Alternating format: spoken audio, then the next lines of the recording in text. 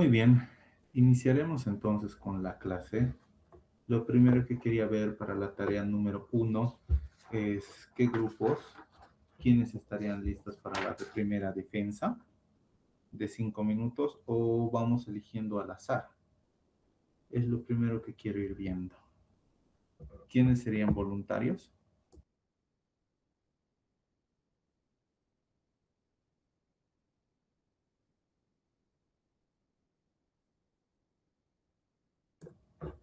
Muy bien. Ya que no hay voluntarios, empezaremos a elegir. Por favor, Pedro Conde, si nos puedes compartir tu pantalla y para ver los avances de la primera tarea, por favor. Buenas noches, sí, ahora lo comparto.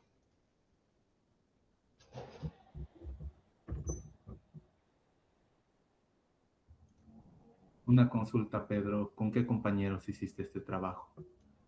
Em, bueno, no pude conseguir gente, perdón. Estuve con varias cosas atareado y bueno, al final, en vez de perjudicar a los demás, tuve que, por esta la parte, hacerlo solo, para no perjudicar a los demás. Sí. Ya, está bien, está perfecto.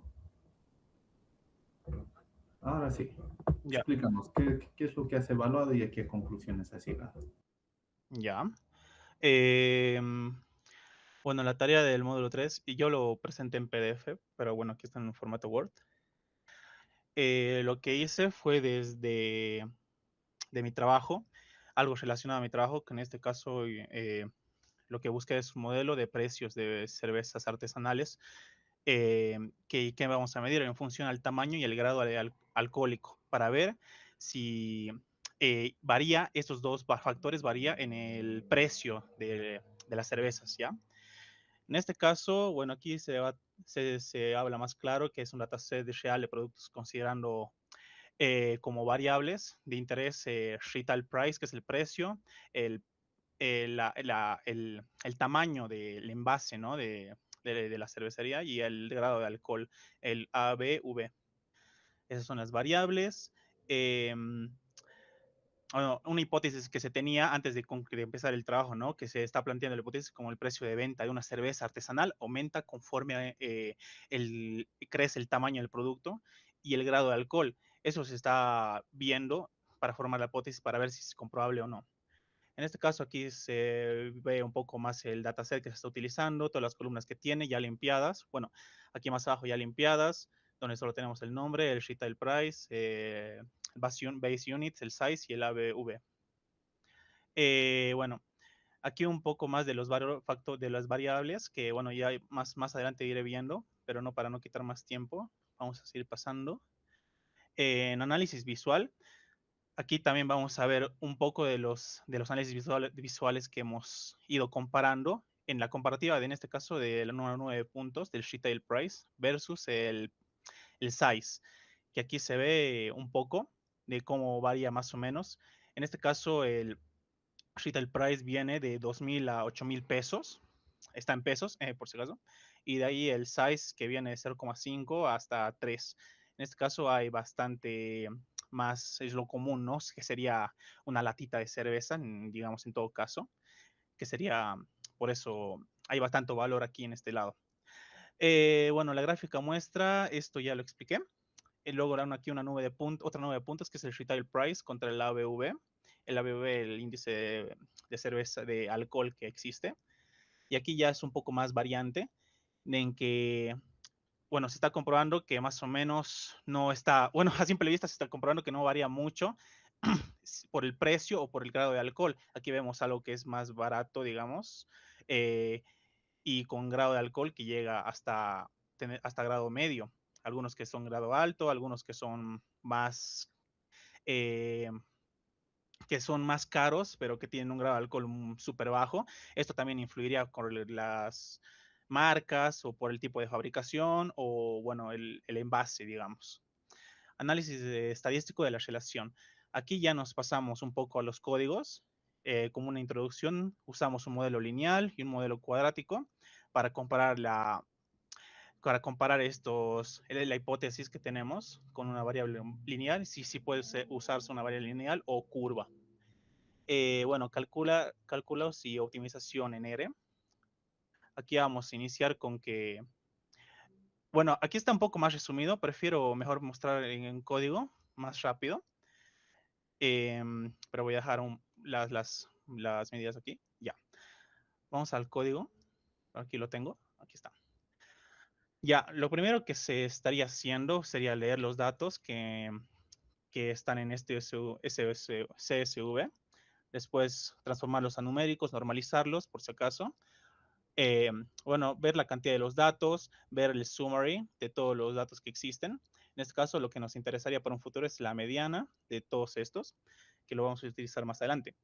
Después vamos a la nube de puntos, que aquí ya creo que las mostré, sí las mostré. Después el modelo lineal cuadrático. Aquí lo que hacemos sería crear con la variable LM el modelo lineal y también el modelo lineal cuadrático. En este caso, vamos a imprimir también lo que nos dice el modelo lineal. No vamos a indagar más en detalles de los summaries y vamos a pasarnos directamente al R2 y el R2 ajustado. Vamos a ver primero con el R2 normal y R2 ajustado normal y no el cuadrático, en el que nos sacaría un R2 lineal de 0,29 y el ajustado de 0,26. En este caso va a variar bastante, porque si ponemos un R2 cuadrático, y claro, va a aumentar, sacaría un 0,62, un 62%, ¿no? Del valor, y un R2 cuadrático de 0,56. En este caso, se podría intuir entonces que podríamos estar hablando de que es mucho más confiable un R2 cuadrático al sacarse un tipo de valor más alto. Vamos entonces al ajuste cuadrático, porque después del R2 y el R2 cuadrático, vamos a ver directamente cómo estamos creando la secuencia de modelos. En este caso vamos a creo que esta matriz no la mostré, perdón. Aquí vamos a vernos otra vez al Word. Ya, aquí no hemos mostrado.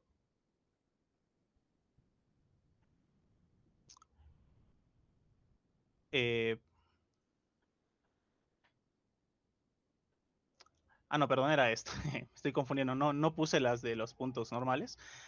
Sí, aquí está. Aquí vamos a ver entonces el matriz cuadrático.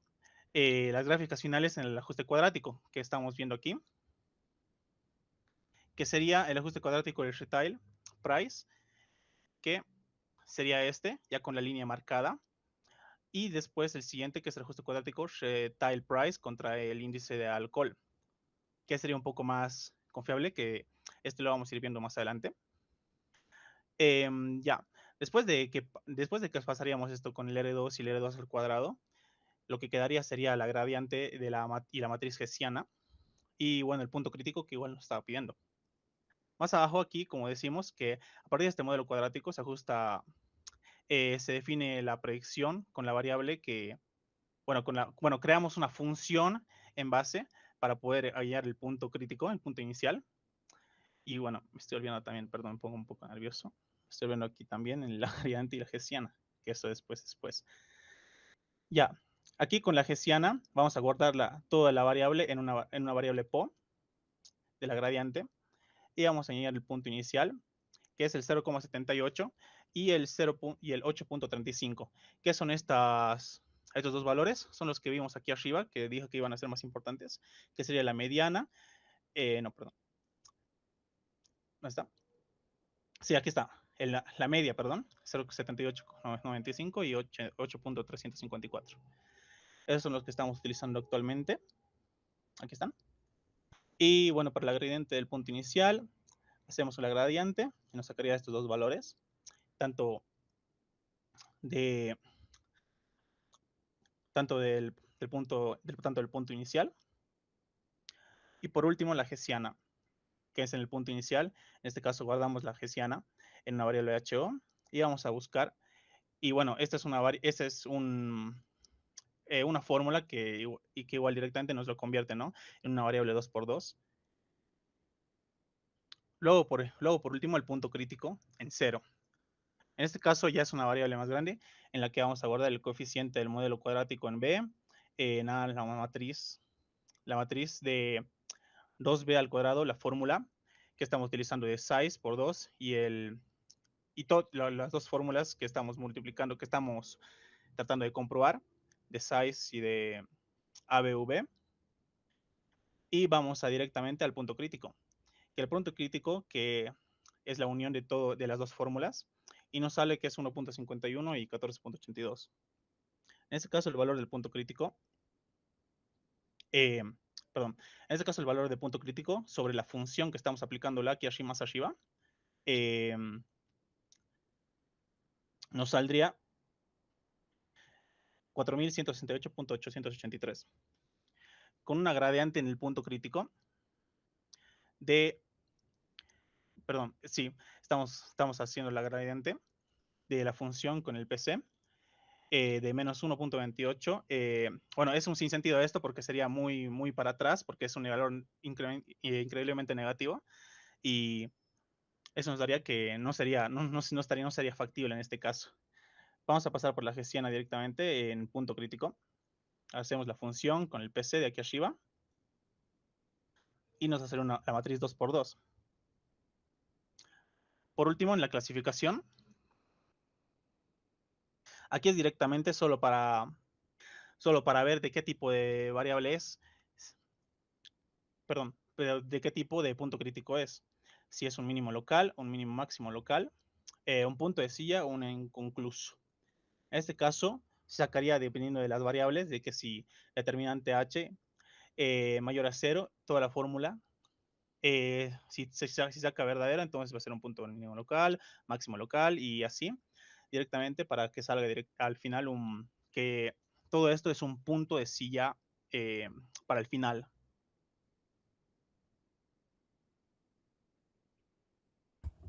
Okay. Muy gracias. Muchas gracias.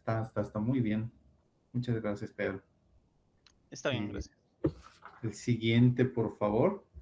Jesús Reinaldo Guarachi. Sí, buenas noches. Buenas noches, Jesús. Compartinos, por favor, tu pantalla para poder ver. No puedo compartir, creo que está compartiendo. ¿Perdón? No puedo compartir.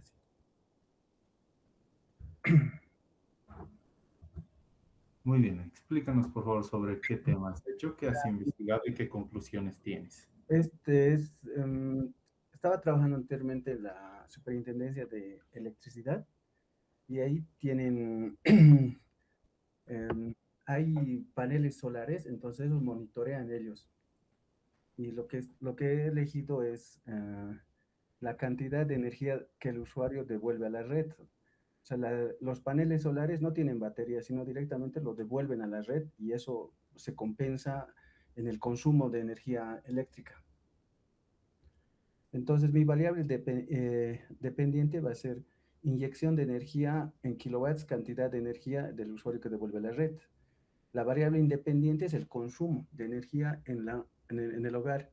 Y la segunda es la temperatura, condiciones ambientales.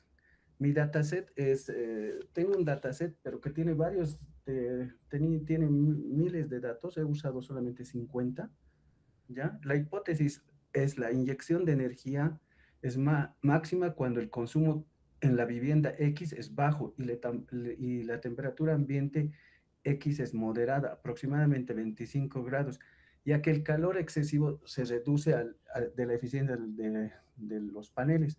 Quiere decir que los paneles solares no, o sea, si la temperatura aumenta, o sea, indefinidamente, los paneles pierden su potencial, o sea, no son, si la temperatura es muy alta, se degrada la, la generación de energía. Entonces tengo el análisis del modelo. Determinar una relación curvilínea, es necesario porque es eficiente. La eficiencia solar no sube infinitamente con la temperatura, tiene un pico y luego cae. A eso es lo que me refiero. Ya ahí tengo mi dataset que he construido con inyección de energía, consumo y temperatura. Cálculos de optimización. Usando la librería se obtiene que X1 va a ser a 484 2,28 kilowatts.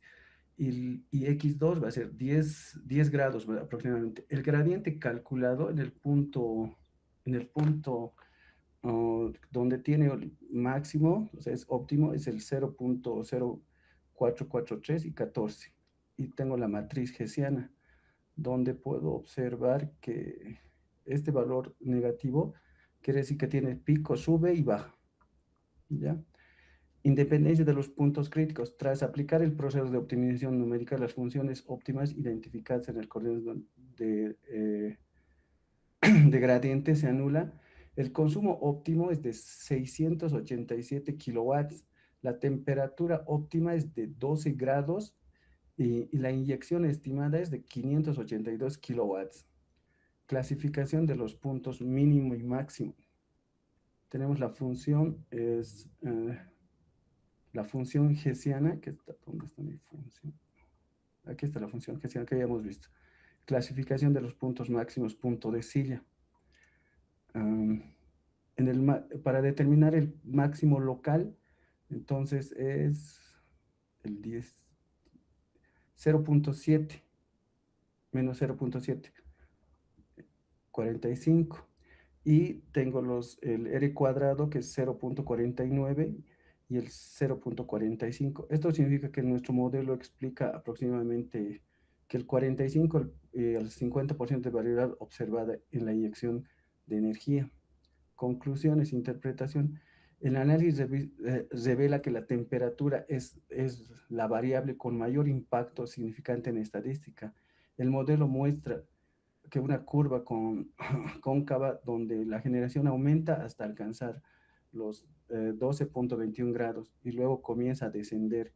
A eso se refiere que los paneles, como son de diferente calidad, se van degradando con la temperatura. Y aquí está este es mi dataset. Primero he instalado la librería. He creado mis datos. Tengo los datos completos aquí, que es datos completos. Aquí. Este es mi dataset. Tiene más o menos unos 5,000, algo así más tiene datos. Después he tomado solamente 50 datos para esta tarea. Mis datos. Esta es la que estoy usando. Consumo, inyección y temperatura, estas tres columnas. La he cargado de un archivo que tengo un result de un CSV. Y he definido las columnas, la 8, la 9 y la 13, consumo, inyección y temperatura. He creado el modelo cuadrático, polinomial. La temperatura es también cuadrática porque o sea, la temperatura no puede subir infinitamente o sea, si es eficiente, tiene que tener picos, tiene que subir y bajar. Y aquí he hecho el análisis en el código, el cálculo, el gradiente y el punto crítico, los puntos críticos que están analizando en el documento. Eso sería. Muy bien, una última consultita. Gráficos, nube de puntos, ¿has usado, has realizado? No, como era cuadrático y no he tratado de hacer, pero no he podido. Muy bien, comprobación de tu hipótesis, entonces se comprueba parcialmente y tu bondad del 45% nos indica de que faltan variables de estudio para comprenderlo, pero está muy bien. Sí, tienes, por la experiencia que he conversado, esas veces conversado con los ingenieros, sí tienes razón, la temperatura varía y sube y baja y por eso está bien eso del análisis. Y nos sirve eso, ¿no? Porque para la instalación de paneles solares. Claro, evidentemente, porque si todo tiene un máximo y un mínimo. Está muy bien, Reinaldo. Ya, gracias. Gracias. Siguiente, por favor. María Alejandra Gutiérrez Mendoza.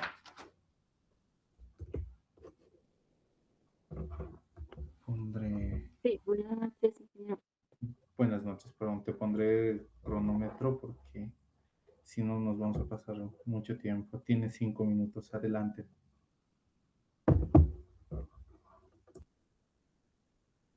Sí, voy a compartir pantalla.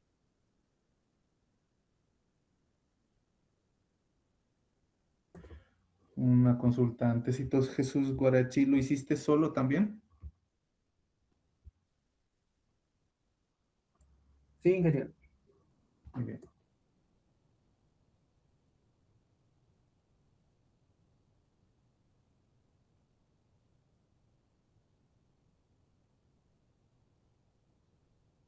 Muy bien. Nuestro Inicia, tema por favor, Alejandra.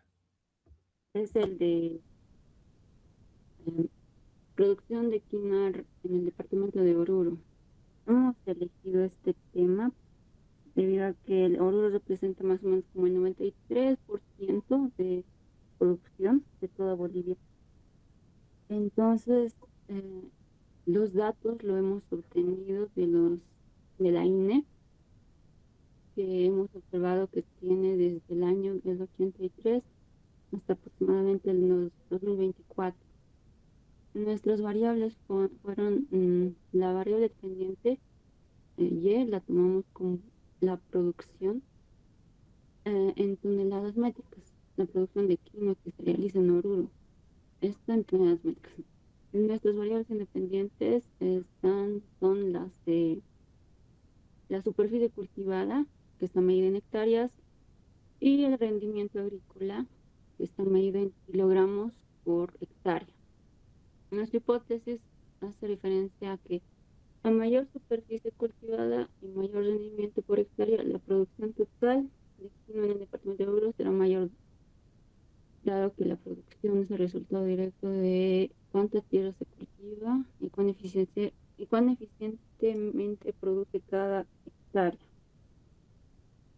Nuestro modelo lineal, bueno, individualmente graficados, esta es la producción versus superficie y tenemos la producción versus rendimiento. Ambos son lineales. Los hemos graficado en base a los datos obtenidos. Están un poco dispersos a lo que fuimos viendo, pero en eso se trabaja. En nuestro modelo lineal tenemos la siguiente curvatura que está acá.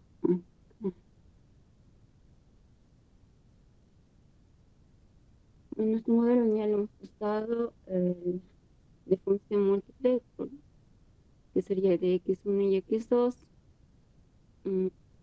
y nos ha dado como resultado el siguiente, menos, menos 16.056,9 en la variable x1 con 0,42 y en la variable x2 40,26.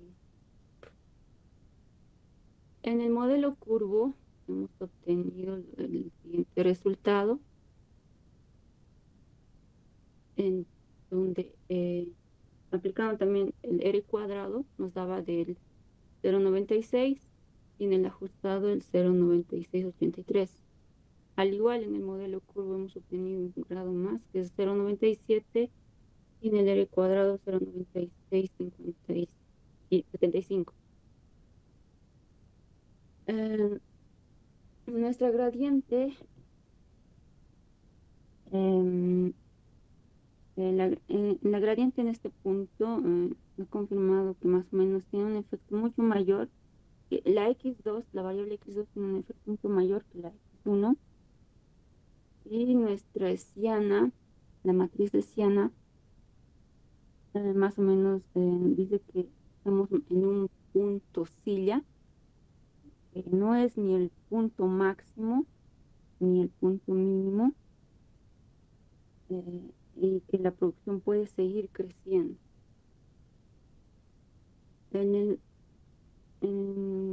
Acá está nuestro modelo lineal. Y en En el segundo, en el X1 nos dice que por cada hectárea adicional cultivada, la producción aumenta aproximadamente un 0,43 toneladas. Y en la variable X2, que la producción aumenta un 40,26 toneladas, perdón, por 40,26 de kilos por hectárea se aumenta una producción de 40,26 toneladas. En el modelo curvo, de la misma manera, el coeficiente que hemos elevado al cuadrado ha sido el de X1, que prácticamente ha llegado a cero casi. Y lo que ha confirmado que agregar curvatura no ha aportado mucho al modelo cuadrático. Entonces, más o menos, fue más que todo el modelo lineal. Muy Y bien. nuestros Y ahora las conclusiones finales, por favor, y acabo los 5 minutos. está bien. Para... Bueno, las conclusiones. Se ha confirmado que pues, la superficie cultivada como el rendimiento tiene efectos positivos, ambos variables, y aumenta significativamente, que cuando ambas aumentan, de la misma manera aumenta la producción. Eso sería una conclusión rápida. Está bien, muy bien. Muchas gracias. Está bien, María Alejandra. Una última consultita. ¿Ni determinado algún límite superior sobre la cantidad que se puede producir por lugar?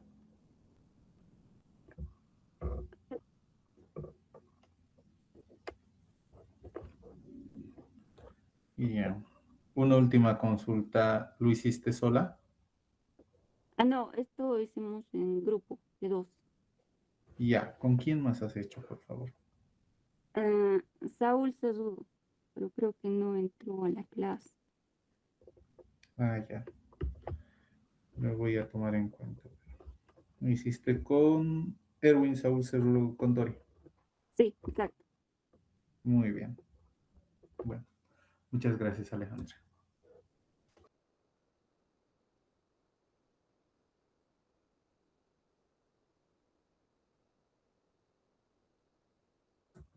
Para continuar, por favor, Dainoro Monte.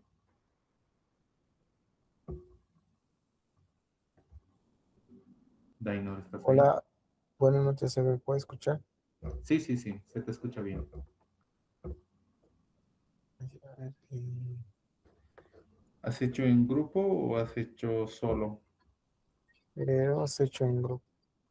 Ya, ¿con quiénes has hecho, por favor? Eh, está Sergio Molina y Milton Vargas. Ya, dame un minutito. Sergio Molina, ¿y quién más? Milton Vargas. Vargas, Milton Vargas. Muy bien. Ahora sí, inicia, por favor. También 5 minutos, lo más relevante para poder iniciar. Ya, bueno, buenas noches. Nuestro trabajo consiste en el análisis de optimización de rendimiento de una máquina encapsuladora de tipo de cápsulas blandas o gel. El objetivo principal es, digamos, identificar la operación de que maximizan la producción utilizada un modelo matemático con el estudio. También se definen variables, ¿no? Variable dependiente y subvariables independientes, X1 y X2. La variable independiente Y es rendimiento de producción. La temperatura del segmento de inyección sería la variable independientes y la velocidad de la máquina en revoluciones por minuto, ¿no? Se plantea que una existencia de una relación no lineal entre temperatura y velocidad con el rendimiento de producción, donde los valores intermedios se maximizan la eficiencia, mientras que valores extremos reducen el rendimiento debido a fallas que calidad del producto. Bueno, este ejemplo se ha tomado, bueno, porque en el trabajo donde estaba, en el área de cápsulas blandas, evidentemente había este tipo de problemas, ¿no? Ya. Que, digamos, si no estábamos a una temperatura o a una velocidad, había un desborde de mal encapsulamiento del producto. Entonces tenemos un análisis de relación a partir del análisis exploratorio de datos, visualización mediante gráficos. Sugerimos la existencia de un punto óptimo de operación donde el rendimiento alcance su valor máximo, ¿no? Tenemos estadística descriptiva y distribución D, que es el plot de rendimiento, plot de temperatura, plots de composición. También tenemos los cuantiles teóricos y cuantiles teóricos, ¿no? En esta parte ha trabajado uno de mis compañeros, podría explicarlo mejor, ¿no? Pero voy a tener de cómo explicar. También hemos realizado un modelado y cálculo en RStudio. Para el análisis se utilizó un modelo de regresión polinomial de segundo grado en RStudio. Y también un compañero realizó la programación de dicho, teniendo los resultados. Serían, ¿no? Temperatura versus rendimiento, velocidad en RPM versus rendimiento, ¿no? Valores reales versus el ajuste, residuos y valores ajustados, plot de residuos y mapa de calor. Entonces obtenemos un R cuadrado de 0.9727. Además, los residuos muestran una distribución aleatoria confirmada en la validez del modelo Qplot. El modelo fue estimado mediante regresión RStudio obteniendo los siguientes indicadores: R cuadrado 0.97 y R cuadrado reajustado sería 0.9691. Estos resultados indican que el modelo explica aproximadamente al 97% la variable de rendimiento, en el que representa alto nivel de ajuste, en consecuencia que se considera el modelo adecuado para describir el fenómeno analizado y para apoyar identificaciones óptimas de operación. Tenemos al gradiente que nos da el 0.0708 y también nos da el menos 0.0832. Estos valores son cercanos a cero porque se concluye que el sistema se encuentra aproximadamente de un punto crítico en términos prácticos, que significa que alrededor de ese punto pequeños cambios en la temperatura o en la velocidad no generan incrementos significativos en el rendimiento. En la matriz hessiana nos dice determinantes positivos, valores negativos en la diagonal principal. Estos condicionados indican la matriz definitiva negativa, lo cual implica a la función es cóncava hacia abajo. Entonces tenemos el punto máximo en temperatura, en rendimiento y el máximo local, ¿no? Sí. Nos dice que a partir de un el punto ideal sería de entre 40 grados centígrados y 4.5 revoluciones por minuto. El punto óptimo de producción, a partir de un modelado y estimado de evolución numérica, en RStudio se identificó el punto óptimo aproximado en lo que acabo de decir, 40 y 4.5 revoluciones. Director a resultados, por favor, Daino. Ya acabo los 5 minutos. Directito, conclusiones. Se validó la hipótesis de planteo evidente que la relación entre variables es no lineal. Se identificó un punto óptimo de operación de máxima producción de cápsulas. El punto óptimo estimado corresponde a 40 y 4.5 revoluciones por minuto, entre 220 y 240 cápsulas por minuto. La matriz hessiana resultó definida negativa, lo cual permitió clasificar un punto crítico como un máximo local y comprobó los valores extremos de temperatura, velocidad que afectan negativamente al rendimiento. El modelado presenta un alto nivel de confiabilidad debido a sus valores elevados de R cuadrado y R cuadrado reajustado. Bueno, en sí eso sería, ingeniero. Muy bien, muchas gracias, Dainor. Muy buen trabajo. Siguiente, por favor, Reni Reyes.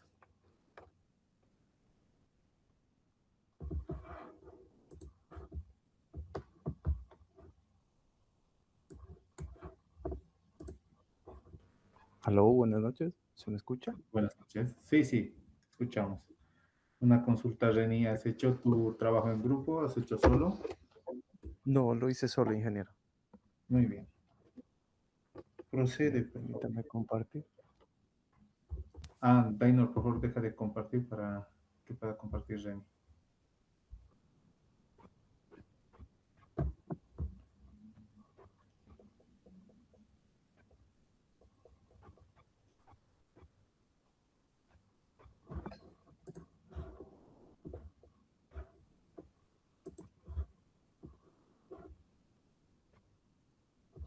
Se puede ver, ¿no es cierto?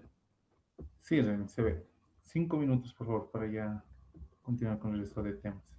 Ya, perfecto. Yo saqué toda mi data desde una empresa de transporte. Entonces mi análisis va a ser el consumo del combustible. Esa va a ser nuestra variable dependiente y nuestras independientes serían la distancia recorrida y el peso de la carga. El consumo va a estar definido en litros, la distancia en kilómetros y el peso de la carga en toneladas, ¿no? Nuestra hipótesis va a ser, bueno, directa, que el consumo del combustible aumenta en función de la distancia recorrida.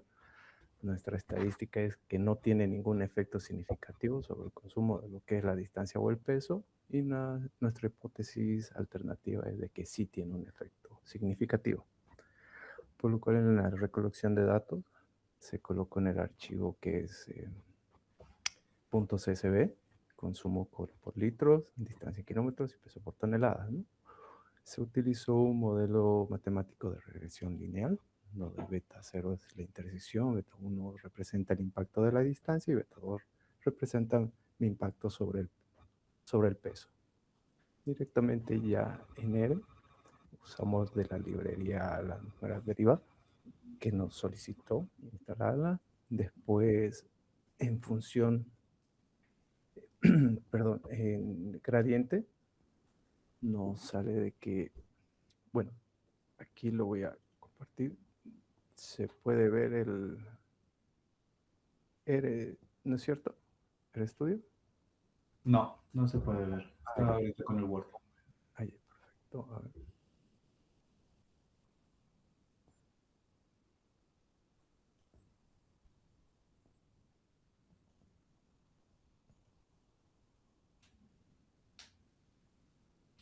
Ahora sí se ve el estudio. Perfecto.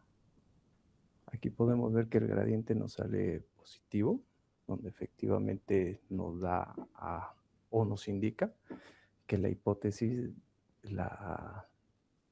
nos dice de que es el consumo de la gasolina está muy directamente proporcional a lo que es la distancia y el peso en tonelada. Ya no nos sale de que no es de que más bien es una función lineal, por lo cual no tenemos que aplicar todo lo que es otro tipo de función más que la función lineal, valga la redundancia. Y bueno, como conclusiones, tengo de que, espérenme, ahora vuelvo a compartir esto.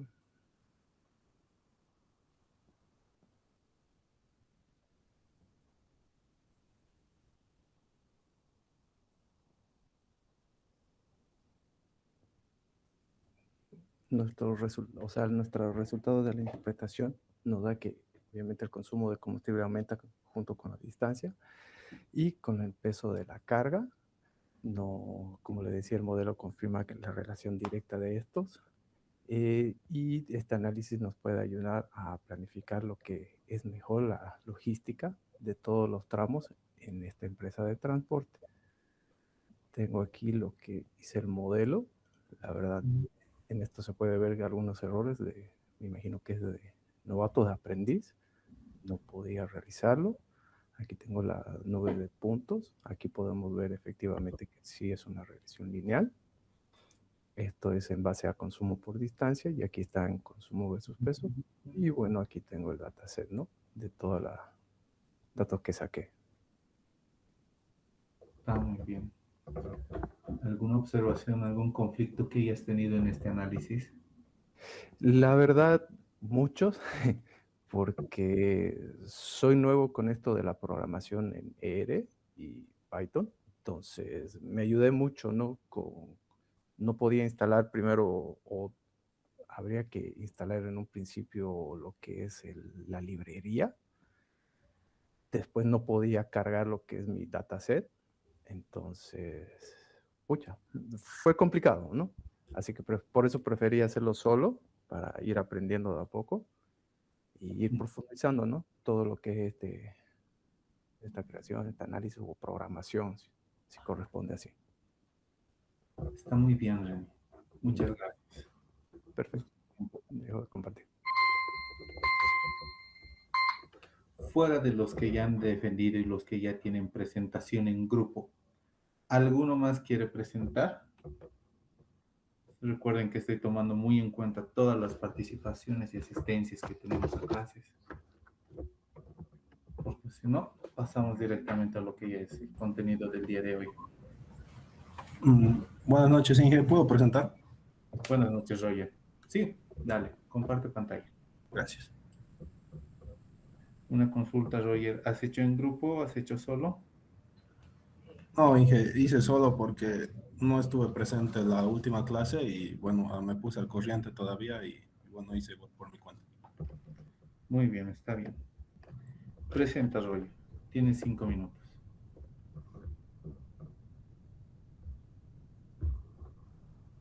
Corre ya el tiempo.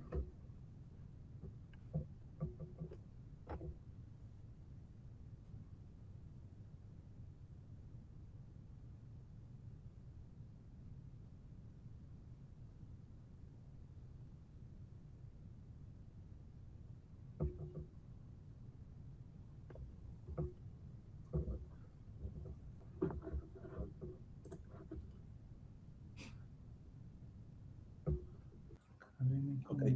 Bueno, en mi caso, hice un estudio sencillo, el cual tiene como objetivo analizar los factores que influyen en el rendimiento académico de los estudiantes, medido a través de la nota final en el curso. Entonces, para esto he usado dos variables, que son las horas de estudio y el tiempo que utilizan el tiempo que están en el celular.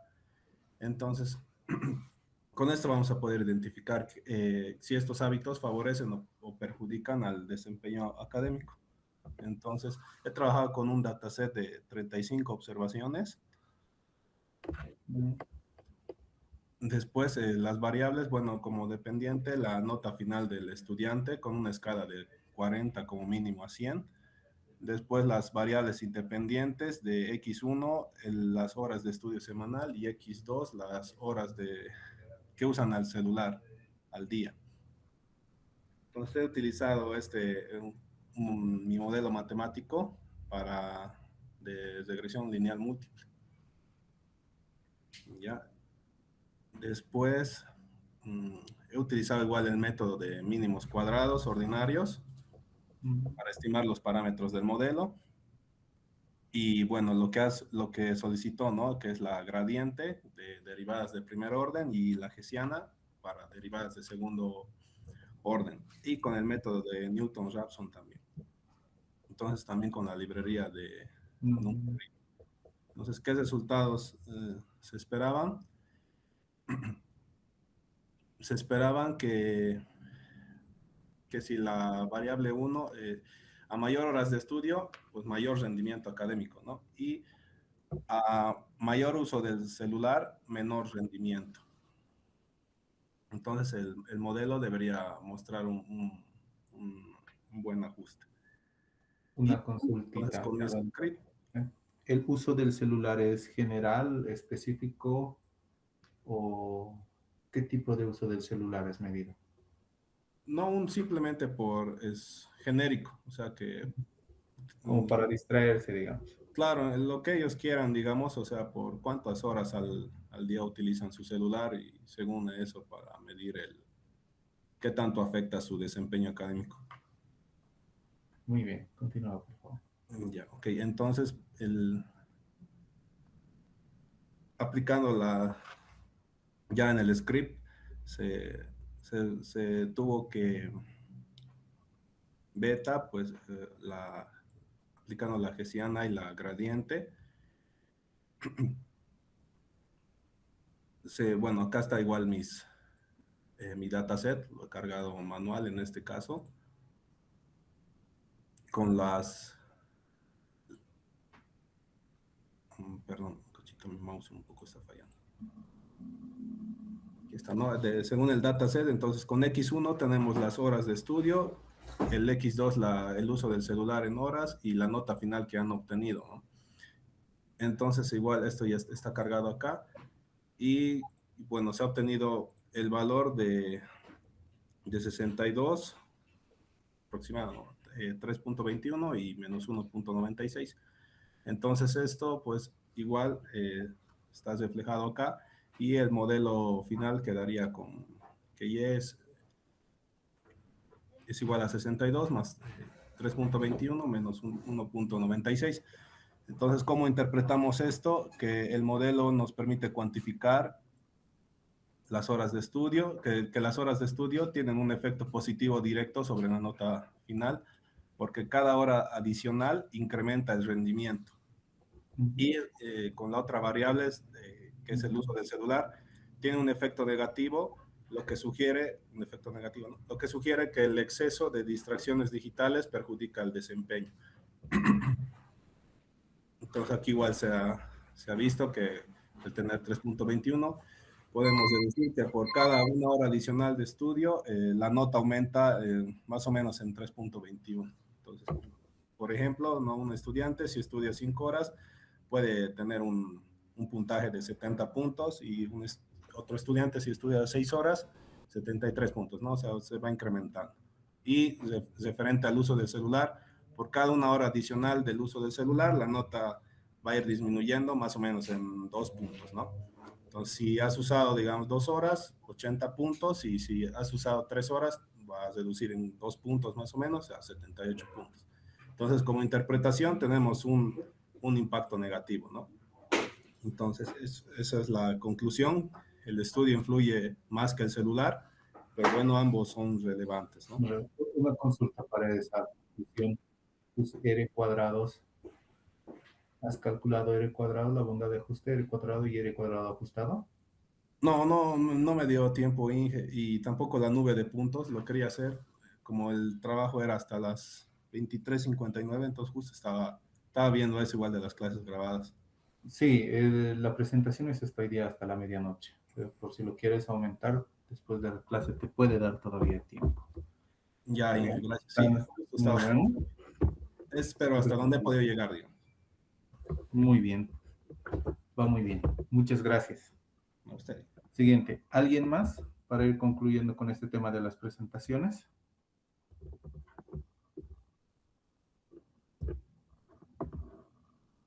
Bueno, considero que nadie más. Directamente esperaría, recuerden los 3 archivos, el script, el informe y el dataset de cada una de las investigaciones que han hecho. Muy bien. Para ir aumentando el día de hoy ya tenemos que pasar a la parte que va siendo más interesante de la estadística, que es la probabilidad. El hecho de empezar nosotros a contabilizar lo que es la probabilidad, empezamos a ver lo que llega a ser la cuantificación de la incertidumbre como tal. Tratamos de ver qué es lo que va pasando en base inicialmente de qué datos tenemos, de datos que oficialmente vayamos teniendo. Han debido ver ya que en el trabajo que han ido haciendo, una de las partes más complicadas es justamente el pulido de la información. Es ir viendo de que la información tenga los datos que nosotros queramos, las medidas en las que nosotros estamos queriendo estar y demás. Ahora, una vez que nosotros hemos podido agarrar y hacer todo este tipo de análisis, ver si estamos en un máximo, estamos en un mínimo, en qué punto estamos, hay multicolinealidad, hay de todo, ¿no? Lo siguiente que va a pasar después de esto es tratar justamente, volver un poco al principio. Estuvimos usando un ejemplo bastante sencillo y genérico sobre lo que íbamos a ir haciendo, que era simplemente si un compañero llegaba o no llegaba tarde. Para empezar a ver el tema de lo que es la probabilidad, volvemos a recurrir a este gráfico, ¿no? De si este compañero llegaba o no llegaba tarde. Nosotros teníamos una tabla dividida básicamente en la relación distancia influye en qué tan tarde va a ir llegando. Eso es lo primero que habíamos estado viendo. Entonces, por este lado, en el eje X, podíamos tener la distancia y efectivamente en el eje Y teníamos lo que era, aunque no se ve mucho, teníamos lo que era lo que llegaba tarde, el tiempo en minutos en lo que se estaba midiendo. Y habíamos categorizado esto también de que este tiempo en minutos, a pesar de que era la variable independiente y que el tiempo es una de las unidades que se puede dividir horas, días, años, y se puede seguir dividiendo a segundos, milisegundos, este tiempo era netamente en minutos. No importaba si el redondeo, que esto está un poco muy pequeño, aumentaré el tamaño y lo volveré blanco. Ya. Este tiempo, a pesar de haber estado medido en minutos, empieza a ser una de las variables que yo no quiero que sea continua, sino más bien que sea discreta. Se puede agarrar y empezar a tratar de ver cómo me conviene medir las variables, porque tenemos dos grandes grupos. Por un lado, continuas, variables que se pueden subdividir y aún así mantienen el valor, y variables discretas, que si bien no se pueden dividir, sí pueden agarrar y tener un parámetro, una subdivisión donde se diga a qué categorías pertenecen, una nominación, una categoría nominal, donde decíamos en este caso que era la distancia que estaba medida en kilómetros.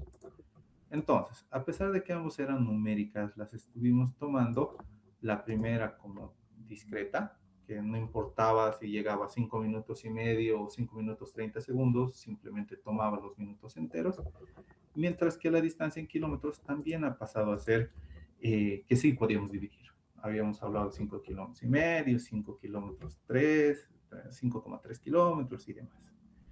Entonces, cuando nosotros empezamos a transformar esto a lo que va a ser las funciones de probabilidad, nos encontramos con la primera fórmula, que es de las más sencillas, que simplemente nos dice que la probabilidad de que un evento ocurra no es otra cosa que el número de veces que puede ocurrir ese evento, lo vamos a denominar A en este caso, sobre el número de observaciones que tenemos. Es decir, aquí nos vamos a ir desglosando con este ejemplo. Imaginemos que este compañero hemos tenido una cantidad de observaciones. Le hemos observado, qué sé yo, unas 30 veces. Hemos estudiado con él y hemos tenido 30 observaciones. De estas 30 observaciones, lo que podemos deducir es cuántas veces ha llegado tarde. Y si calculamos, estimamos, nos ponemos un ejemplo cualquiera, digamos que de estas 30 veces, 18 veces llegó tarde, entonces ya podemos construir la función de probabilidad. Y no es otra cosa que el cociente de estos dos datos. Lo único que tenemos que hacer es entender que la probabilidad nos va a dar en el tanto por ciento. Es decir, nos va a dar una función entre 0 y 1. No nos puede dar mayor de 1 y tampoco puede haber funciones negativas. No hay probabilidades negativas. Son 3 casos que nos tienen que dar. Primero, no hay probabilidad negativa. Segundo, va a estar comprendido entre 0 y 1. Y tercero, la sumatoria de todas las probabilidades nos tiene que dar igual a 1. No se puede pasar y no puede ser menos. Son las tres leyes sobre las que nos regimos. Como vemos en este primer caso, evidenciamos que el resultado va a ser 0.6. ¿Qué es lo que nos indica este resultado? Nos indica que este compañero, por lo general, llega tarde en el 60% de las veces. Es decir, el resultado de estos dos, de las veces que ha llegado tarde, más el número de observaciones en las que se ha hecho, nos indica que el 60% llega tarde y el 40% llega de manera puntual. Como nosotros nos habíamos enfocado en los anteriores gráficos, en todo esto, era simplemente para las funciones en las que él llegaba tarde, hemos determinado qué variables le influían, en cuánto le influían, pues entonces ahora tenemos que ver cómo estas probabilidades se van disgregando. La mejor forma de verlo de inicio cuando nosotros estamos estudiando es a través de los diagramas de Venn, los gráficos de Venn. ¿Qué es lo que nos dicen estos? Que simplemente nos ayudan a determinar cuáles van a ser las probabilidades que tienen los distintos sucesos, tanto sumando como integrando unos con otros. Y esto han debido verlo un poquito en álgebra lineal o en álgebra booleana. No, en booleana no. En lo que llega a ser álgebra en la facultad. Y lo que hace es la intersección de dos eventos. ¿Dónde está para poder cambiar el color? Cuando nosotros tenemos, esto es, lo cambiaré de color, el fondo. Vamos a pasar a un color de fondo un poquito más claro. Lo pasaremos a blanco para que esto pueda ser distinguido. Los diagramas de Venn nos decían lo siguiente. Si nosotros teníamos un evento al que nosotros hemos categorizado como el evento A, que es simplemente la probabilidad de que este amigo agarre y llegue tarde, entonces teníamos que en este evento, aquí se acumulaba el 0.6%, o bueno, el 0.6 de toda la observación. Mientras que en los otros gráficos, y en los otros que podemos ir teniendo, denominaríamos como A interpuesta. Para que nosotros podamos verlo mejor.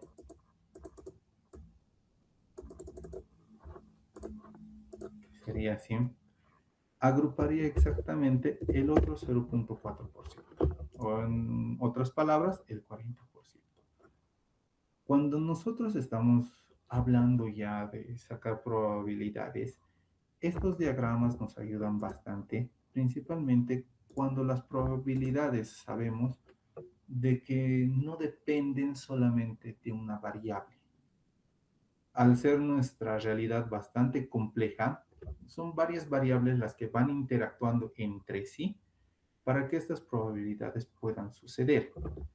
En ese caso, podemos decir también que si nosotros estamos hablando de que tenemos un espacio muestral, a lo que vamos a ir denominando el conjunto total, y nosotros queremos estudiar dos puntos, el primer evento sería agarrar de nosotros y estudiar si estas personas, por ejemplo,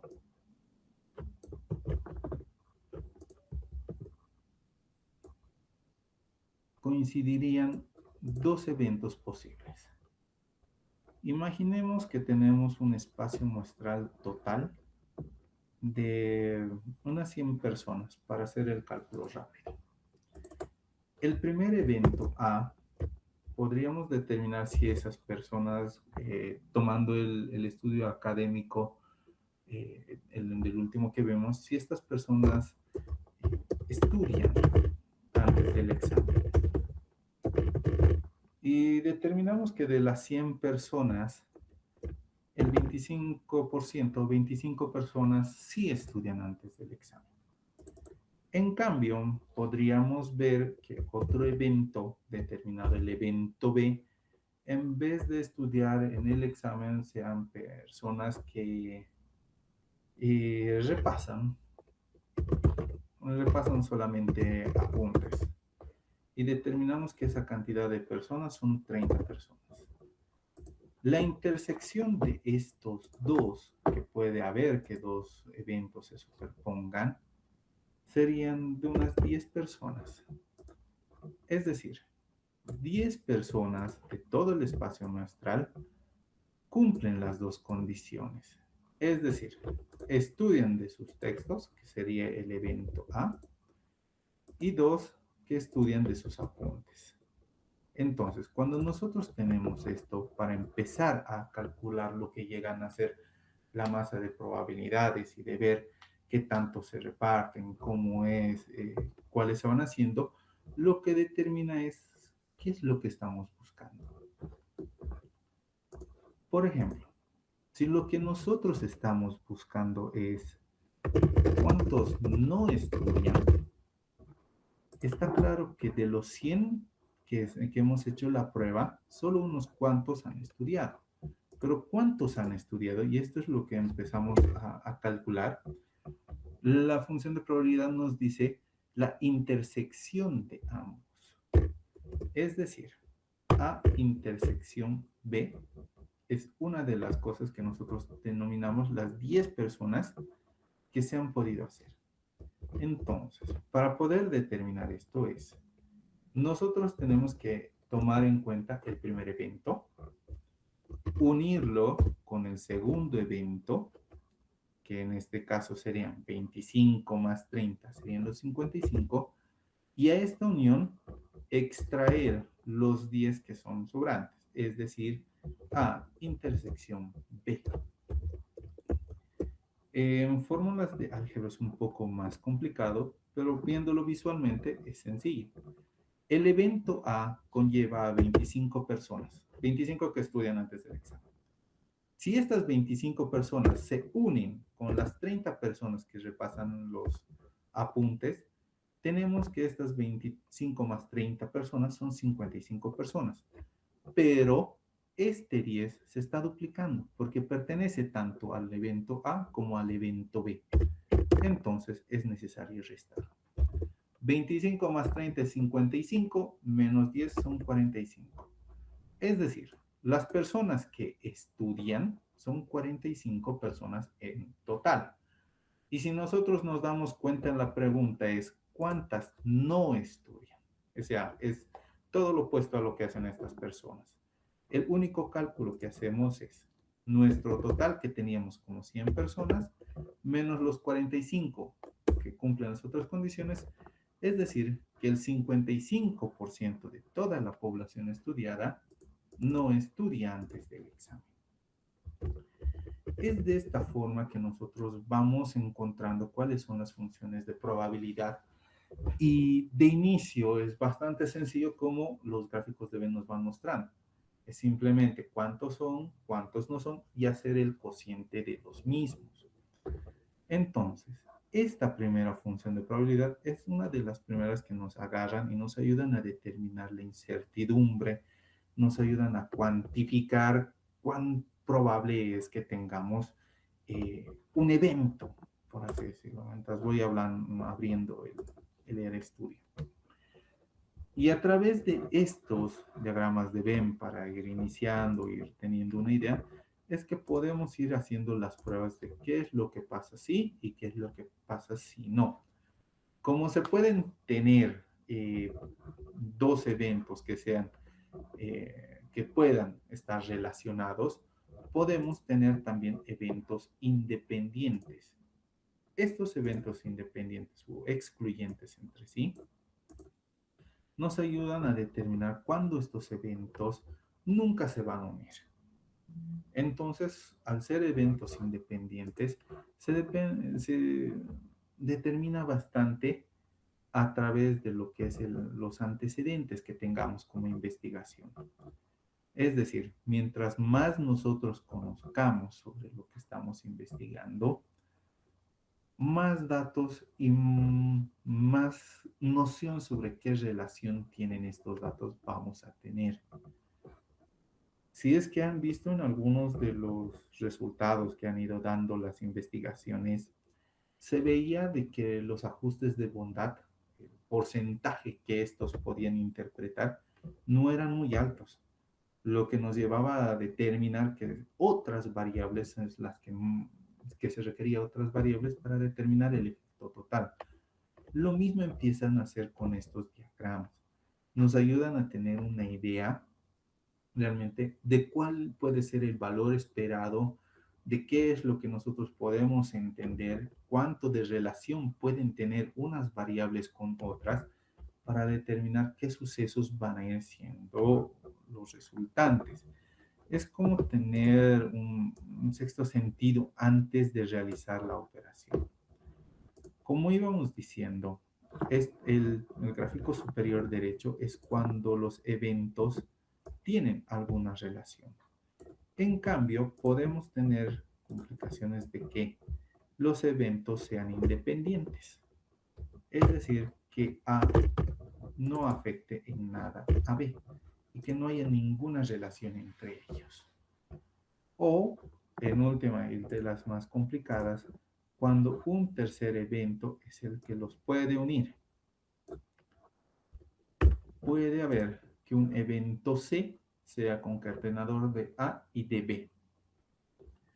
Entonces, cuando nosotros vamos hablando de eventos y de probabilidades, lo primero que tenemos que ver es justamente contar cuánto va a ser la probabilidad de que un determinado evento ocurra y cómo lo vamos a ir interpretando. Ahora, si nosotros podemos agarrar, un minutito, voy a traer un nuevo script para ir haciendo esto. ¿Se puede ver ahorita lo que es RStudio?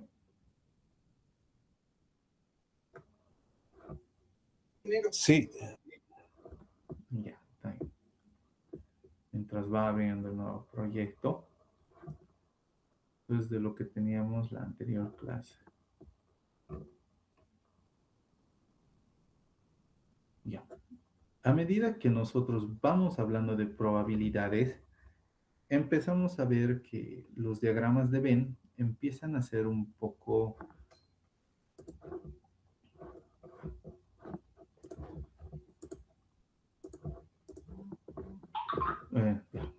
más rápido.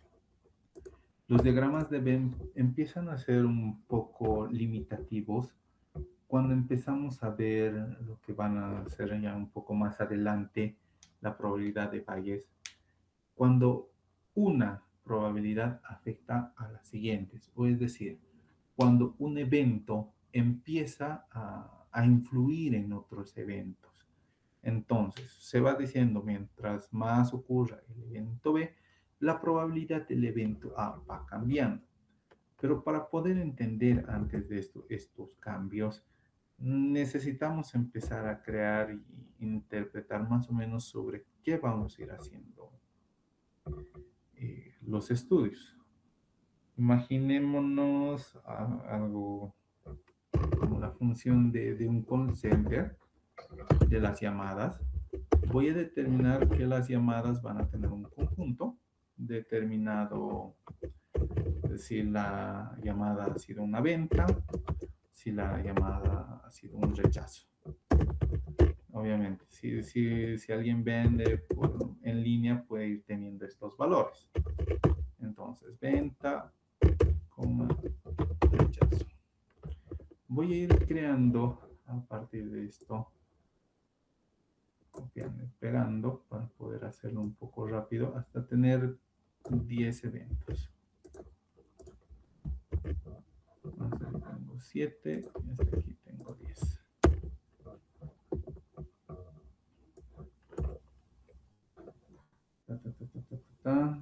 Llamadas, venta, rechazo, que es lo que me he llamado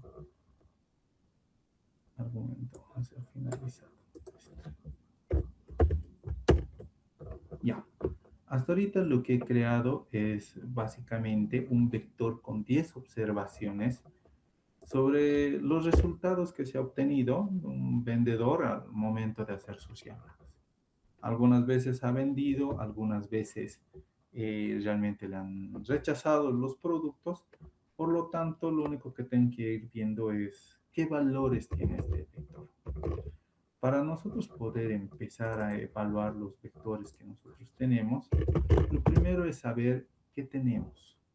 Para esto nos sirve la función única.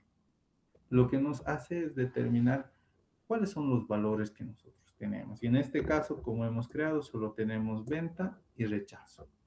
Entonces, una vez que nosotros tenemos estas ventas y rechazos, empezaremos a hacer lo que es nuestro espacio muestral, es decir, determinar cuántos tenemos. Para hacer nuestro espacio muestral, empezamos a usar las otras funciones de lo que vamos a decir tal cual que es nuestro espacio muestral son solamente los valores únicos que tenemos de estas llamadas. Entonces, nuestro espacio muestral actualmente tiene dos, es venta y rechazo. Una vez hecho de esto de venta y rechazo, lo único que vamos a ir a empezar es a hacer el conteo de probabilidades. Lo que vamos a hacer con el tema de conteo a través de la función tabla. ¿Y de quién vamos a hacer la función tabla? A partir de la función de llamadas. Y lo único que hacemos es imprimir. Imprimiremos lo que es el conteo. Aquí nosotros ya tenemos de que en nuestro conteo tenemos 6 rechazos y 4 ventas.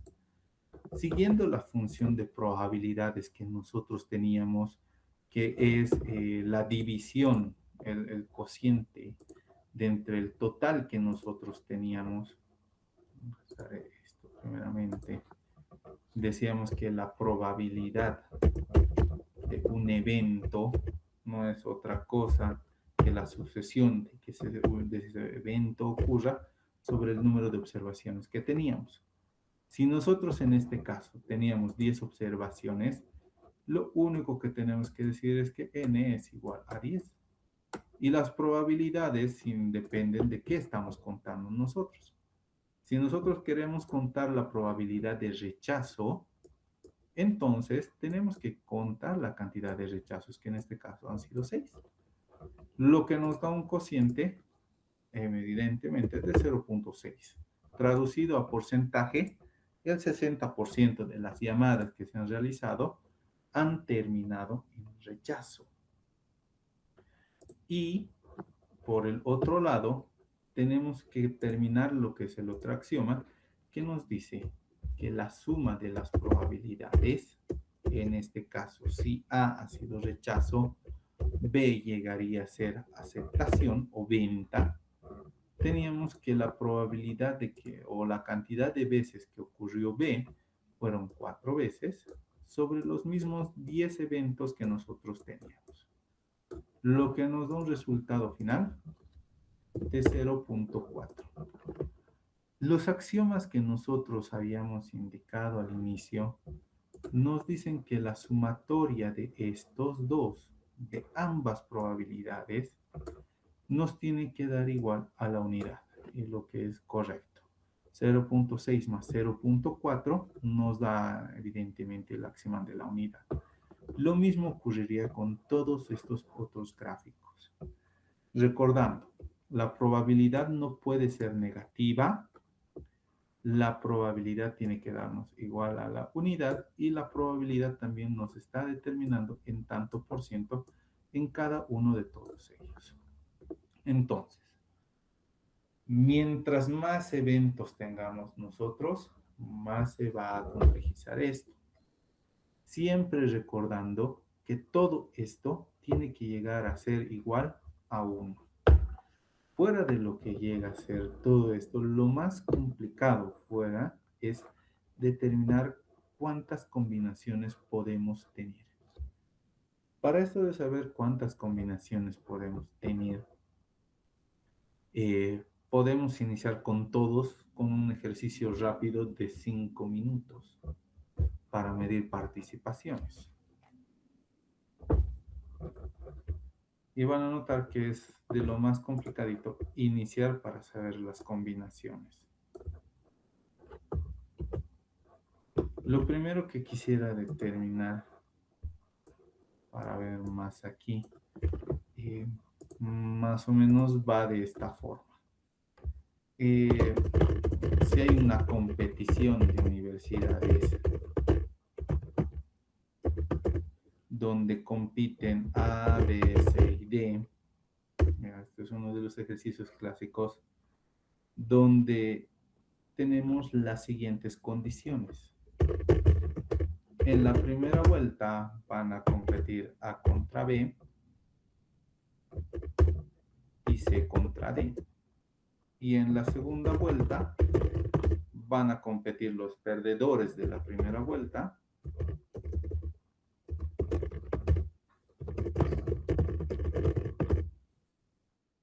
para determinar para determinar el tercer y cuarto lugar. La pregunta que les haría ahorita es, de este evento, de estas condiciones, ¿cuántos posibles resultados tenemos? Les voy a dar, por favor, 4 minutos para esperar sus resultados y empezar a ver qué es. Esta es la partecita más compleja para nosotros determinar cuánto de espacio, con qué características contamos y cómo vamos a empezar a combinar con eso. Se los dejo en pantalla. Muy bien. ¿Alguno ha podido dar con el resultado? ¿Cuántas combinaciones habría de esta? Cuando nosotros estamos hablando ya de combinaciones como tal, lo que tenemos que ver es qué restricciones estamos teniendo. En este caso tenemos que la primera vuelta va a ser entre A y B y C y D por otro lado. Lo que pasa es que los ganadores de aquí solo puede haber un primer lugar. O va a ser A o va a ser B. En cambio, de aquí sucede lo mismo. Los ganadores de esta línea, los ganadores de esta primera ronda son los que van a agarrar y van a poder pasar a la siguiente ronda. En este caso puede ser AC, AD, BC o BD. La combinación que se pueda tener es lo que va agarrando y va haciendo indistinto. Esto es las combinaciones que podemos ir teniendo.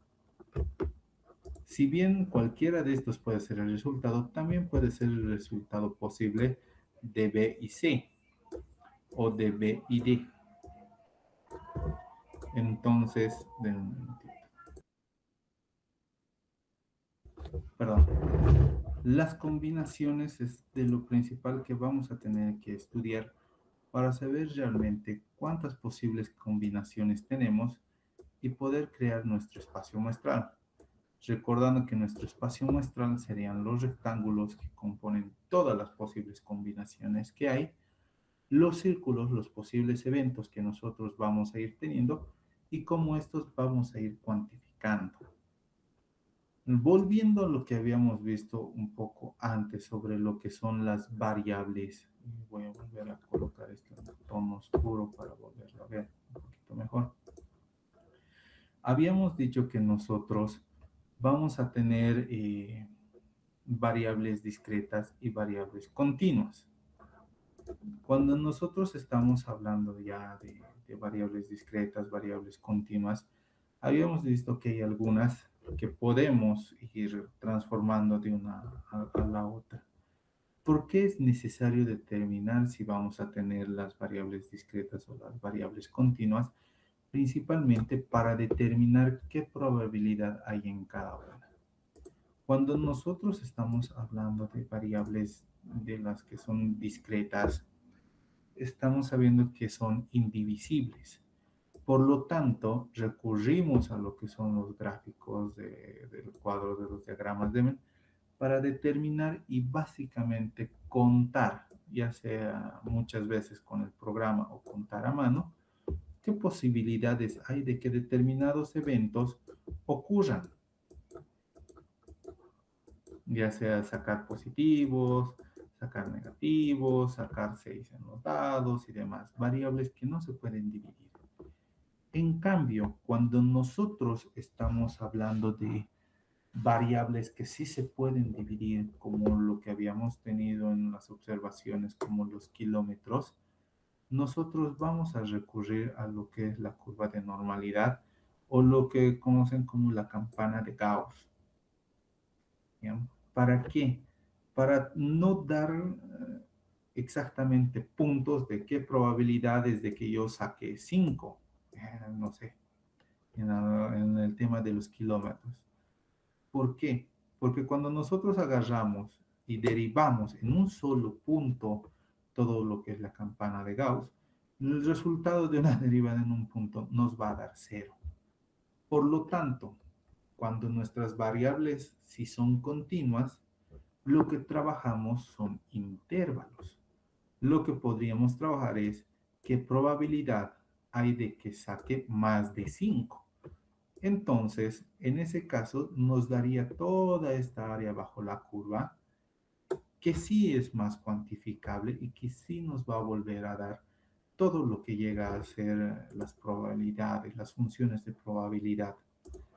También podemos agarrar y tomar, como podemos tomar mayores a, podemos también tomar menores a otro número. Es decir, ¿qué probabilidad habría de que nos salga menores a 3? Entonces, lo que hacemos es determinar estas áreas bajo la curva. Podemos tomar superiores, podemos tomar inferiores, tallo superior, tallo inferior. O en última, podemos tomar intervalos. Como qué probabilidad hay de que, no sé, saquemos una nota entre 3 y 5, entonces podemos ir determinando esto. Como saben, para poder determinar la campana de Gauss hay que determinar media y hay que determinar la desviación estándar de lo que son los datos.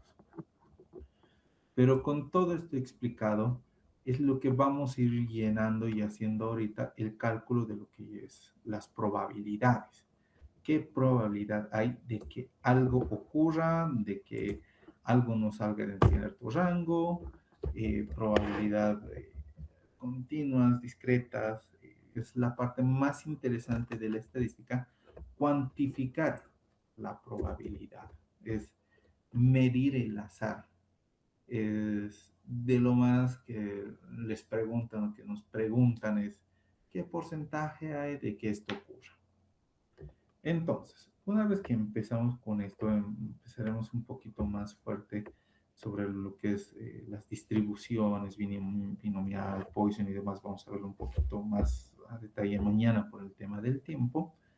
Empezaremos con lo que va haciendo. Si nosotros tuviéramos una cantidad de observaciones, digamos, ya, estamos probando ensayos y vamos a determinar que la cantidad de ensayos que nosotros hemos hecho van a ser 50 ensayos como habíamos hecho en las pruebas, en que habíamos hecho este último trabajo práctico.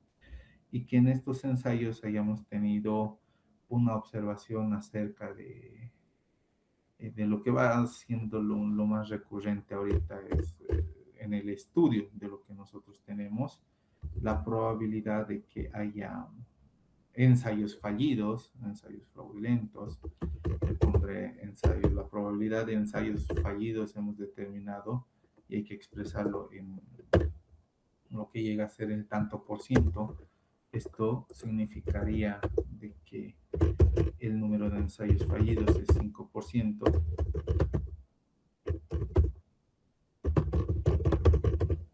Es esto lo que significaría, este 0,5%. Pues entonces vamos determinando a partir de esto algunas preguntas, ¿no? Si nosotros nos determinamos, si tenemos 50 ensayos y sabemos que cada ensayo puede tener un 5% de falla, entonces nos vamos haciendo preguntas como ¿cuál es la probabilidad de encontrar tres errores, tres fallidos en estos 50 datos? Para poder nosotros usar y empezar a determinar las funciones de probabilidad, en especial cuando ya estamos usando RStudio, usamos distribución binomial. Entonces, probabilidad de que tenga 3 fallidos va a venir determinado, y aquí es donde empezamos a encontrar lo que es la distribución binomial, donde la cantidad de ensayos que yo quiero buscar son 3 que tengan falla en un tamaño que sea igual a nuestro número de ensayos, que en este caso teníamos los 50 que nosotros habíamos determinado previamente, donde nuestra probabilidad de falla venía determinado por, perdón, este es con minúscula, por la probabilidad de fallidos. Entonces, cuando nosotros empezamos a ver todo este tema, y principalmente para nosotros poderlo ver, sabemos que recorremos a Print, ¿no?, donde queremos la probabilidad de que 3 vengan fallidos. Entonces, como estamos expresando en el tanto por ciento, aquí tenemos que, si en este caso en categorías, tendríamos el 21,98% de fallas. Tendríamos esa probabilidad de encontrar 3 que estén fallados en estos 50 ensayos que nosotros habíamos tenido. Esta es una de las formas en las que los vamos a ir viendo. ¿Hasta aquí tienen alguna duda? Se puede continuar.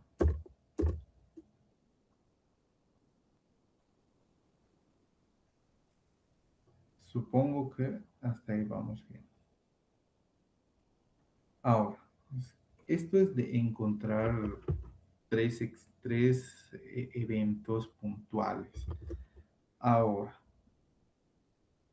si nosotros quisiéramos ver acumuladas, que una probabilidad se va acumulando hasta que esta se básicamente detona, se manifiesta, como quieran llamar, como probabilidad acumulada de estos mismos 3 eventos fallidos. Entonces, entre la distribución pasamos a la probabilidad binomial.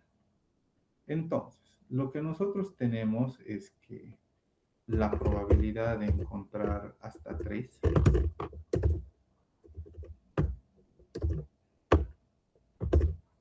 hasta 3 va desde la probabilidad binomial,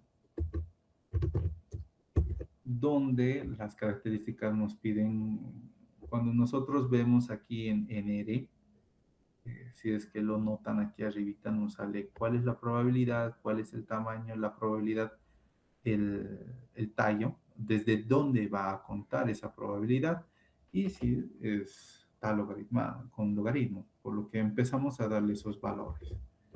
Q, sabemos que queremos hasta 3 eventos, que es lo que nosotros habíamos tomado. El tamaño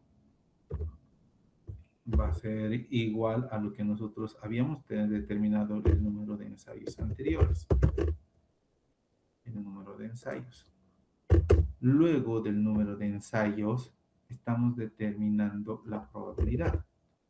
La probabilidad habíamos dicho que era la probabilidad de ensayos fallidos. Es P/fallidos. Y por último, lo que nos estaba preguntando el estudio es desde dónde va a empezar a contar. Entonces, por ahora entraremos con todos estos temas: tamaño, la probabilidad, la cantidad de ensayos fallidos, para nosotros ir teniendo algún resultado. Y volvemos a imprimir para saber cuál es la probabilidad de tener hasta 3. Y en este caso nosotros podemos determinar que hasta 3 ensayos fallidos hay hasta un 76%. Entonces, a medida que nosotros vamos modificando estos valores, como qué probabilidad hay hasta llegar hasta 5 ensayos fallidos, vamos determinando que a medida que vamos aumentando la cantidad de probabilidades que tenemos, que la cantidad de fallas que estamos buscando, va a aumentar esta probabilidad como tal. Entonces, determinemos hasta ahí. Volvamos a los 76% de lo que estuvimos haciendo. Hasta aquí, ¿tienen alguna duda para que pueda continuar sobre el conteo de probabilidades y demás? ¿Están ahí?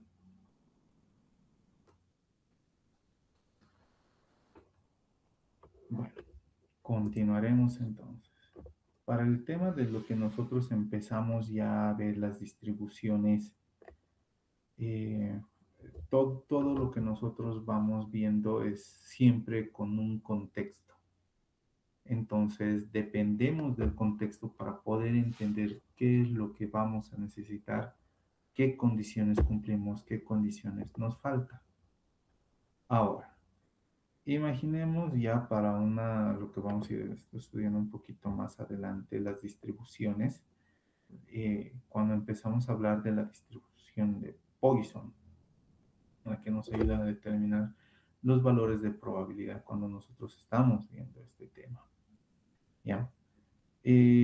Uno de los principales cosas que vemos es plantear un escenario.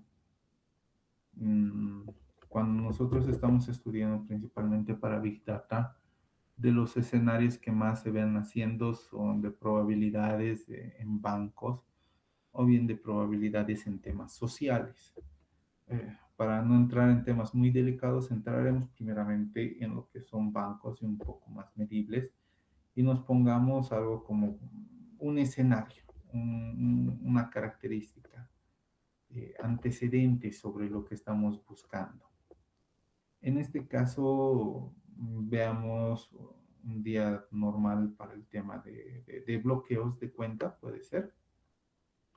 Digamos que tenemos en promedio 4 bloqueos de cuenta por hora. Es una de las medidas que podemos ir tomando. Es decir, que por distintos motivos el banco está registrando que se bloquean 4 cuentas por hora. Es como que el promedio que están manejando. Ya sean porque, no sé, no daba la huella, el número de intentos que han usado para desbloquear sus códigos QR han superado el número límite, no se han acordado sus cuentas, alguien ha intentado entrar y demás cosas. Entonces, cuando nosotros empezamos a determinar y tener el antecedente, podemos ir viendo qué cosa más podemos ir buscando. ¿Ya?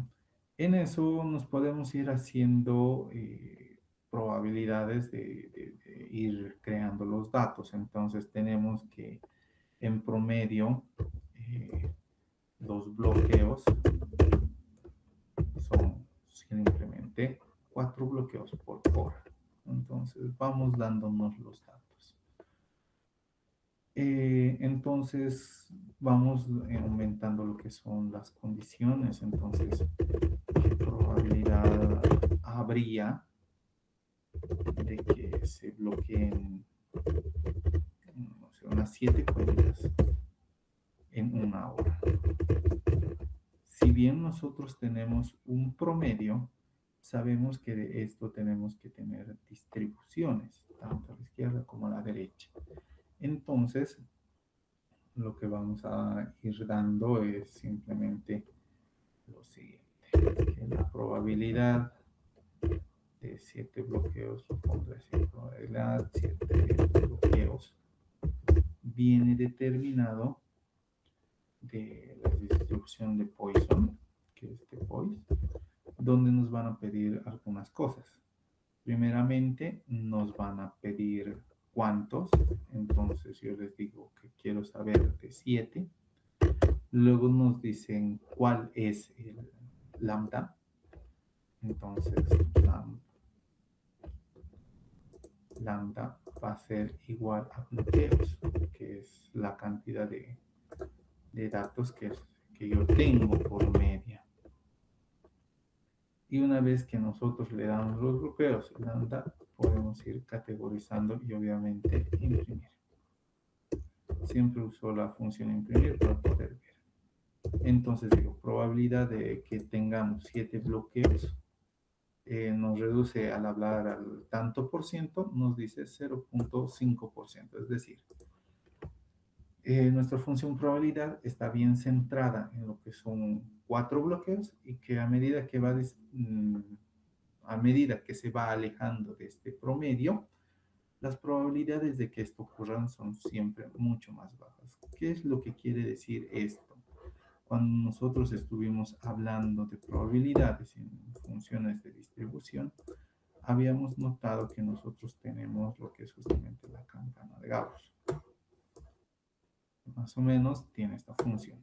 Nosotros le estamos diciendo que en promedio tenemos 4 bloqueos por hora y a medida que X va subiendo, evidentemente, nosotros llegamos a un punto que está por aquí, de decir cuánto es la probabilidad de que nosotros tengamos 7 o más bloqueos. Entonces, si tenemos más de 7 bloqueos, evidentemente nuestra probabilidad es del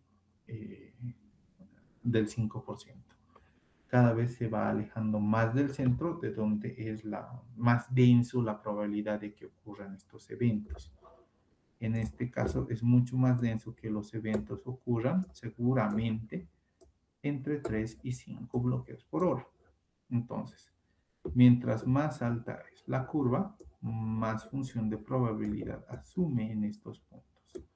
Y evidentemente, mientras más alejada está, mientras más pequeña o más alta sea esta, conlleva a porcentajes mucho más pequeños. Siempre viendo desde dónde se está contando. Si bien se puede estar contando de izquierda a derecha, como de derecha a izquierda. Cualquiera de los dos es necesario saber por dónde está iniciando a contar el programa. En este caso, RStudio cuenta desde la izquierda hacia la derecha. Este primero es lo que cuenta. Ahora, a medida que nosotros vamos ya avanzando y viendo qué es lo que más podemos ir a hacer, empezamos a ver lo que habíamos dicho, distribuciones que son continuas y distribuciones que son discretas. Cuando pasamos allá a distribuciones continuas, lo que vamos haciendo es, de nuevo, ir dándonos escenarios en donde es lo que se pueden ir aplicando. Por ejemplo, escenarios de compra. De compra en línea, que es lo que nosotros vamos a ir teniendo. Cuando nosotros estamos hablando de compra en línea, puede que usemos alguna página en específico y nosotros vayamos diciendo que más o menos cuánto es lo que vamos gastando y cuánto es la función en lo que estos va variando hacia los costados, como en el caso de que estuvimos viendo. Por ejemplo, si nosotros tenemos una media de compra, qué sé yo, que cuando compramos en línea al mes gastemos como 200 bolivianos y tenemos que darle una desviación al hablar de datos continuos, una desviación de compra, digamos de 25 bolivianos, que más o menos debe ser por ahí. Nosotros estamos hablando que la media se está juntando alrededor de los 200 bolivianos, que aquí estarían 200, y que a los costados va variando de 25 en 25. Eso es lo que estamos indicando a medida que va bajando. Es decir, 225 y 175, luego 250 y 150. Y de esa forma se va distribuyendo este gráfico. Eso es lo que estamos armando ahorita acá. Ahora, ¿cuál sería una de las probabilidades? Probemos de que yo compre 300 bolivianos.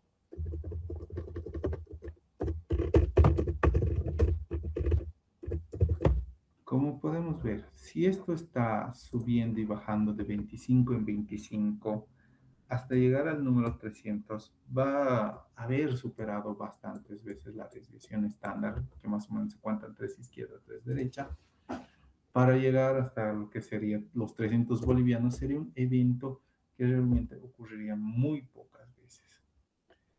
Para esto, como estamos tomando mayor que 300, esto hay que especificar, compre más de 300 bolivianos, lo que estamos midiendo es desde este punto hacia la derecha. Esto es más de 300 bolivianos. Entonces tenemos que contar no de izquierda a derecha, sino al contrario. Tenemos que agarrar y contar de derecha hacia la izquierda. Es este punto el que nos interesa. Esta área es lo que nos interesa saber. ¿Qué pasa si compramos más de 300 bolivianos? Entonces, cuando nosotros empezamos a ver estos datos, empiezo a crear la probabilidad más de 300. Entonces, vuelvo a usar lo que ya habíamos estado viendo. Los valores de la normalidad, porque estamos hablando de una campana de Gauss. Y aquí es lo que me va diciendo qué es lo que se va requiriendo. Entonces, yo tengo un valor Q que tengo que hallarlo en 300. La desviación estándar, SD estándar desviación, o SD. Nuestra desviación estándar lo habíamos tenido, que era desviación de compra, que son 25 bolivianos. Y lo que nos va pidiendo la media. La media es la media de compra. La desviación estándar y por último el conteo que tenemos que nosotros hacer, que es el conteo de derecha a izquierda. Como habíamos hablado, R lo que hace es el conteo de izquierda a derecha. Entonces, en este caso, como quiero hacer lo contrario, le voy a colocar falso. Y volvemos a imprimir. La probabilidad de más de 300. Entonces, la probabilidad de que yo pueda haber hecho una compra de más de 300 bolivianos es muy cercana a 0. Entonces, ¿cuándo nos pueden ayudar y servir estas probabilidades y cómo irlas usando? Es para determinar puntos críticos sobre cosas que nosotros quisiéramos. Este tema de compras podría agarrar y ser muy aplicado para saber si puede haber o no puede haber un fraude. Esta distribución para saber o no saber cuánto es nuestra media, cuánto nos vamos a pasar, es muy usada. Una de las cosas que nosotros habíamos visto es que cuando hay rangos sumamente altos, es porque a veces también los medidores con los que nosotros estamos trabajando están descalibrados. Y es principalmente eso cuando nos ayuda a saber qué tanto de acertado puede estar, qué tanto puede fallar. Hasta aquí, ¿tienen alguna duda sobre lo que es la probabilidad y lo que vamos a ir contando en lo que es el día de mañana y para el resto de la tarea? ¿O está todo claro? Para que vuelva a repasar un poco. ¿Me escuchan?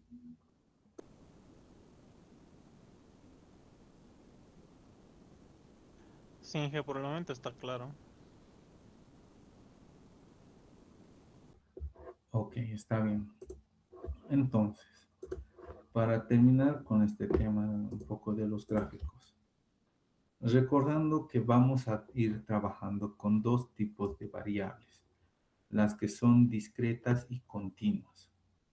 Las discretas van a poderse estudiar con todo lo que son los diagramas de Venn para contar cuál es la probabilidad de que un evento ocurra, y mañana ya empezamos con las probabilidades condicionadas, mientras que las continuas vamos a tener que usar las derivadas y encontrar el área bajo la curva de cada una de ellas, principalmente a través de intervalos y de lo que estuvimos buscando.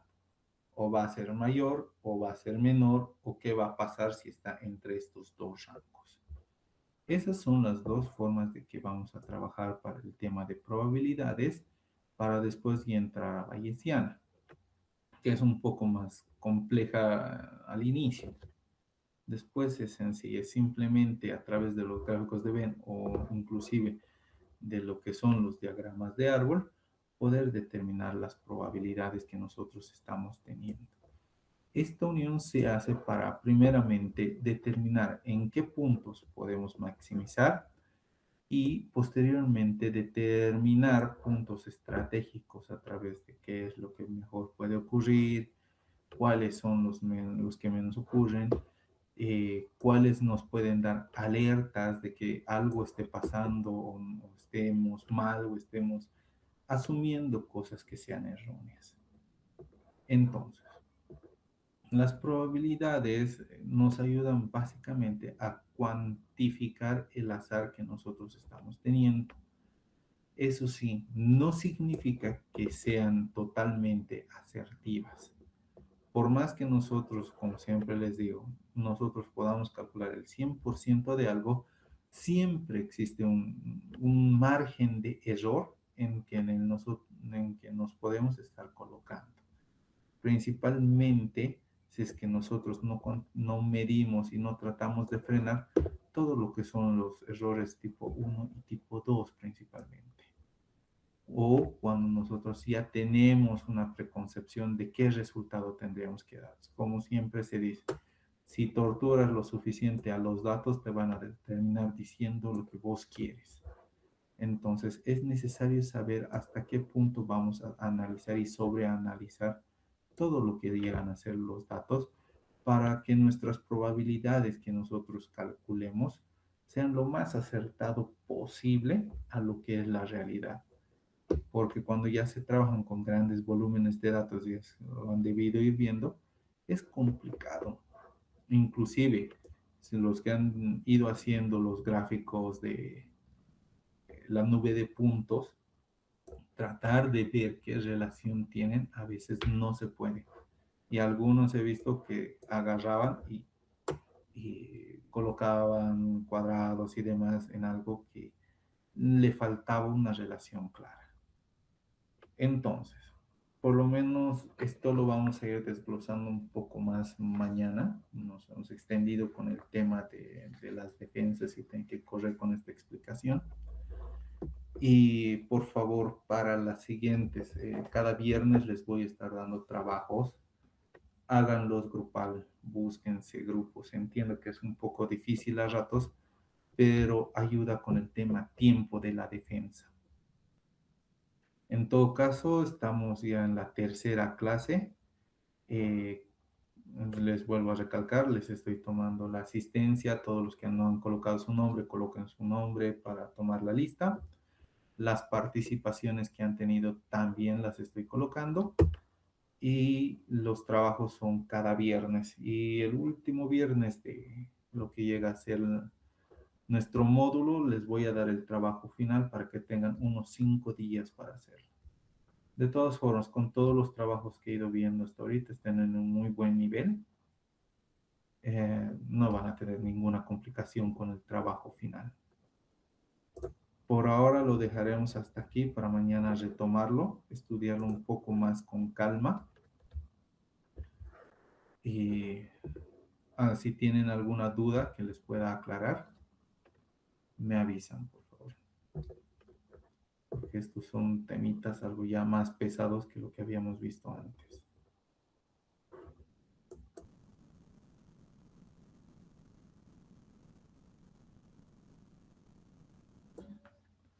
¿Está todo claro?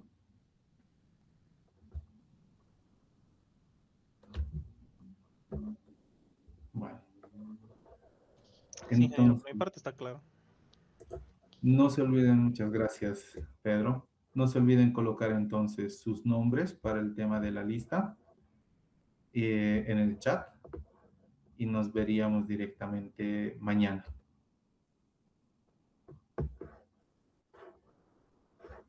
¿Está bien?